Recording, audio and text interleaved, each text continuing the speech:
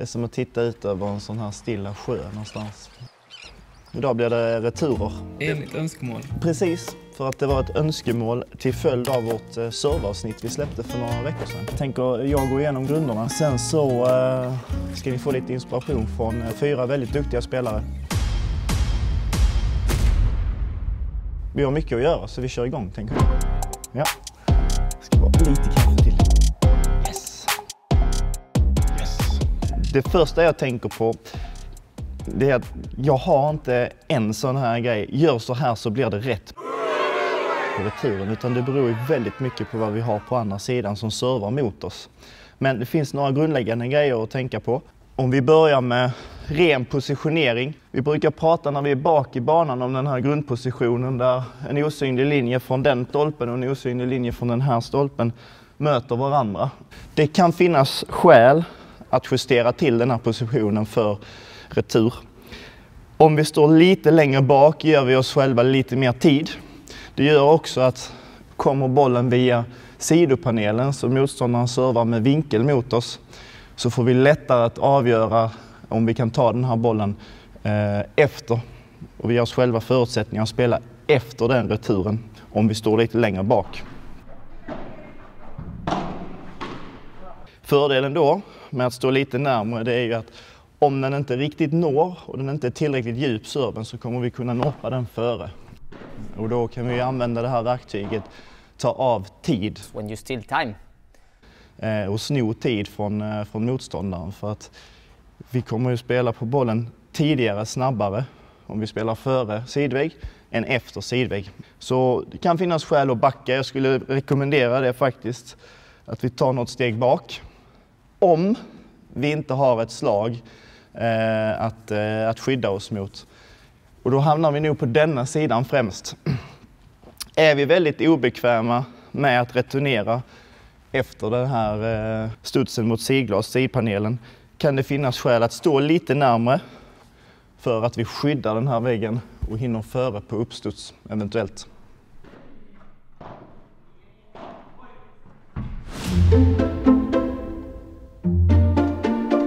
Här är skillnader om vi returnerar ifrån backhandsidan eller till vänster i banan kontra till höger i banan.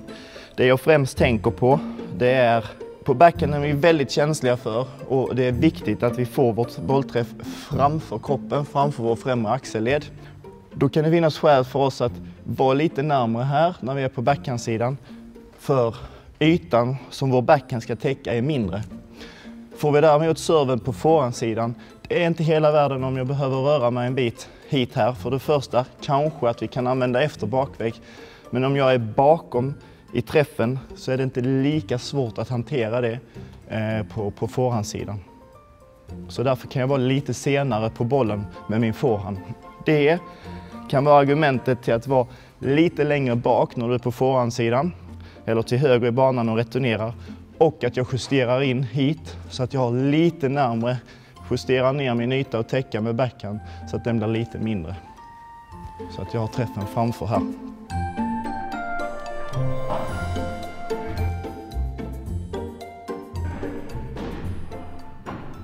Vi kan köra en recap so far. Om du jämför med grundpositionen och justerar till, ta något steg bak. Är du på forehandsidan och returnerar finns skäl att vara lite längre in i banan för att den ytan du ska täcka med din backhand så att den blir mindre. För här är det så avgörande att vi är i tid och har bollträffen framför oss. På backhandsidan kan vi vara lite längre hit så att vi har en större yta att täcka med vår forehand. För här i forehandträffen kan vi vara lite bakom kroppen och ändå ha kontroll på vårt slag. Det var väl det.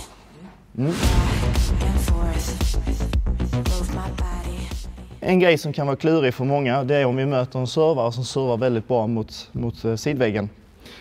Jag tror paniken smyger sig på när vi ser att den går i sidvägg så gör vi det extra svårt för oss genom att gå in i bollen och försöka ta den när den går mot sidväggen.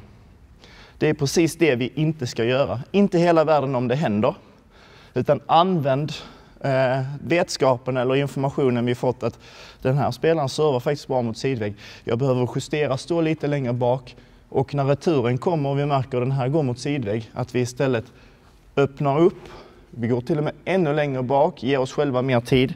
Men framförallt att vi sätter kraften på bakre benet och härifrån kan spela efter sidvägg.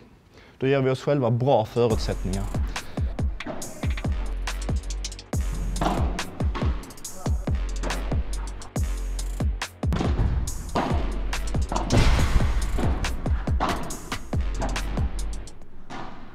Ett annat motdrag, lite klurigare, är ju att vi vaktar på den här på ett annat sätt och ser vi att den kommer, så tar vi den på uppstuds före.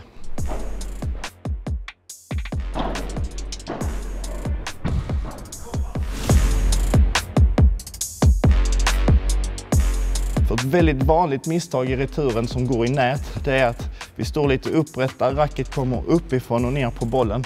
Om vi dessutom är lite sena i träffen så blir det ofta ett resultat att vi slår i nät. Gör vi det, sänka själva, sänka utgångspositionen så att racket är i samma höjd som bollen så att vi kan pusha den framåt och inte uppifrån och ner. Men den stora skillnaden rent tekniskt på en retur och vanliga grundslag, det är att vi är ännu mer markant utan baksving och att saker och ting händer framför kroppen. Så att vi får in tajmingen så det blir ett lättare slag helt enkelt. Vad ska vi göra av returen då? Det beror också på vad vi möter. Ett tips som jag tror är vida känt nu, det är att spela returen på den som har servat. Och varför det? Jo, för den spelaren är i rörelse. Den spelaren har antagligen mer yta mellan sig och nätet, vilket också innebär att vinklarna är lite mer öppna på just den spelaren. Rent tekniskt är det svårare att utföra en volley när du är i rörelse framåt än när du står still och är redo. Och det är väl ett tips som framförallt kan generera i ett sämre volleyspel från motståndarna på lägre nivå. Men det funkar hela vägen upp på högsta nivå.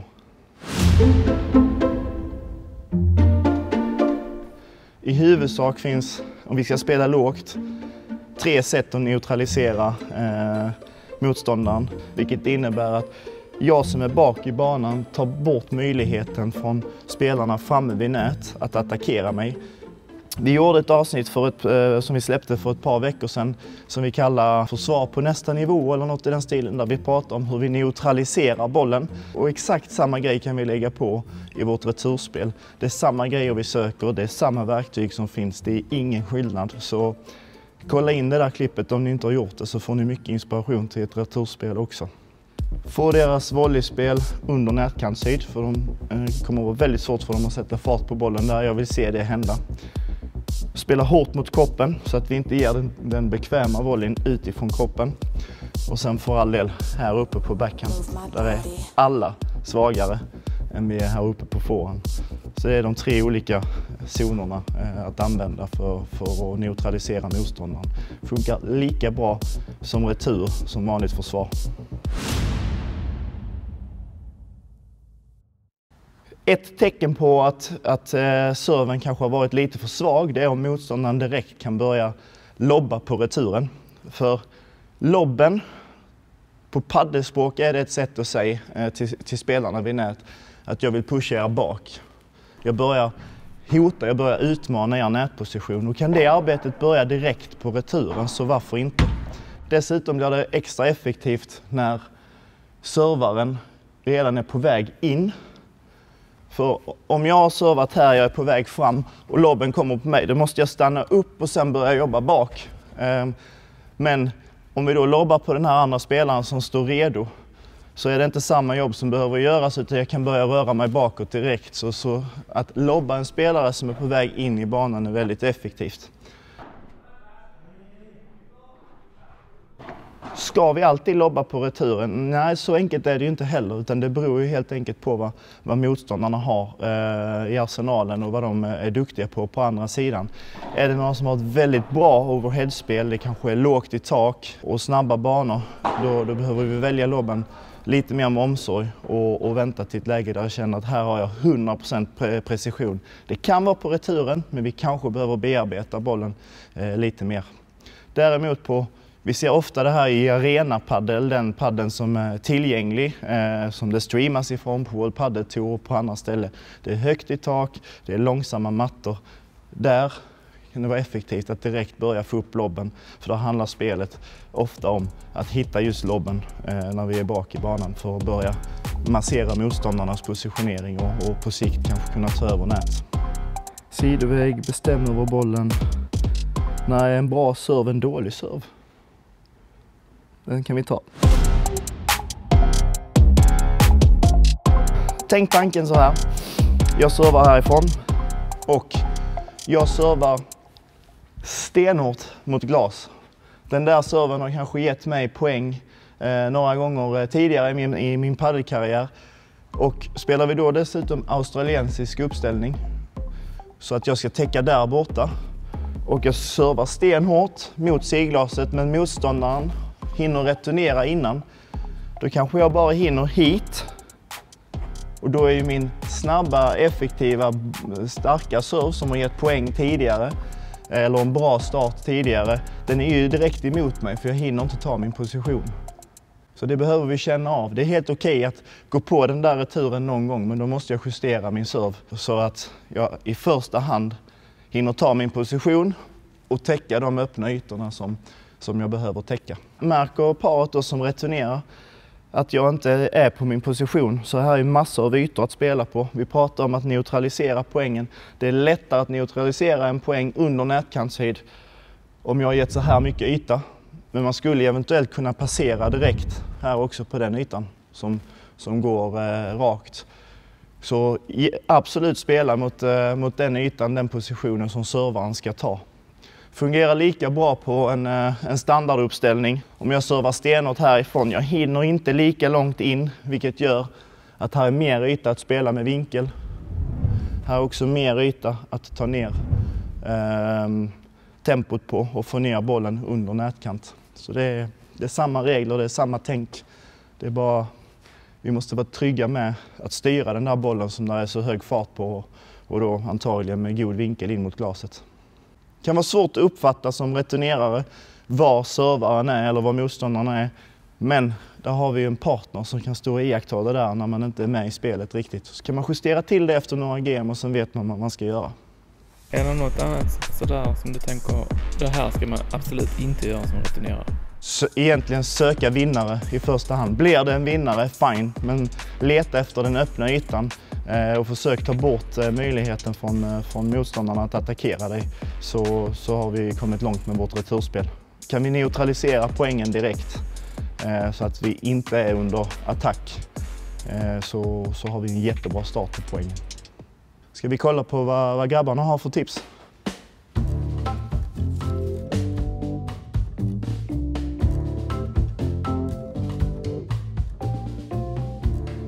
Det första jag tänker på när det gäller returerna, det är att få den första serve som sitter, så brukar jag oftast returnera lågt.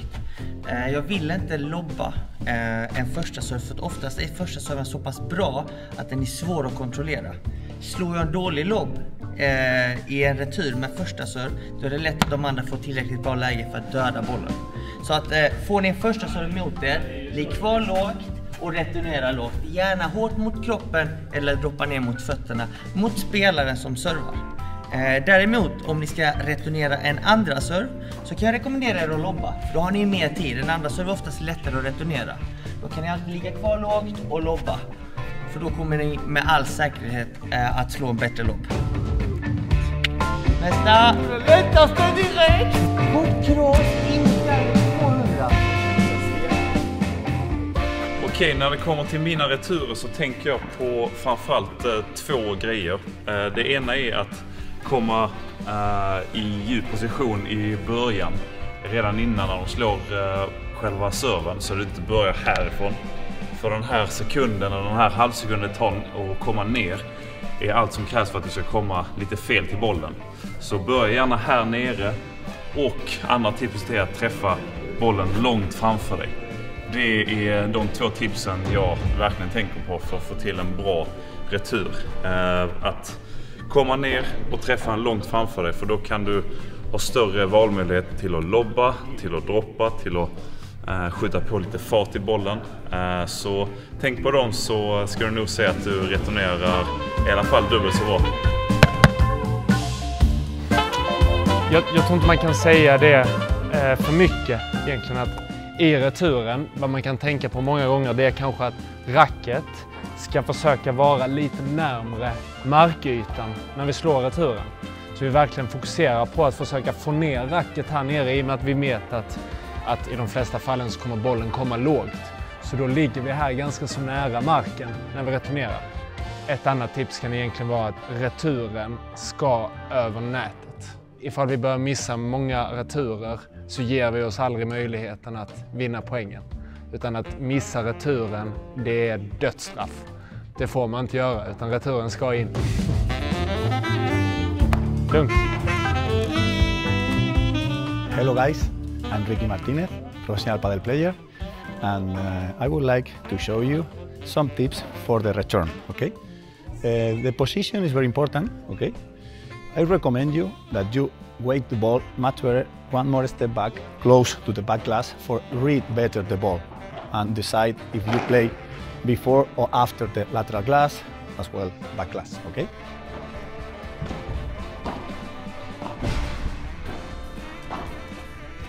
And then I recommend you, if you decide to return the first serve, it's much better try to play flat ball, okay? And if you wait the second serve, I recommend you play or lob or chiquita and keep walking.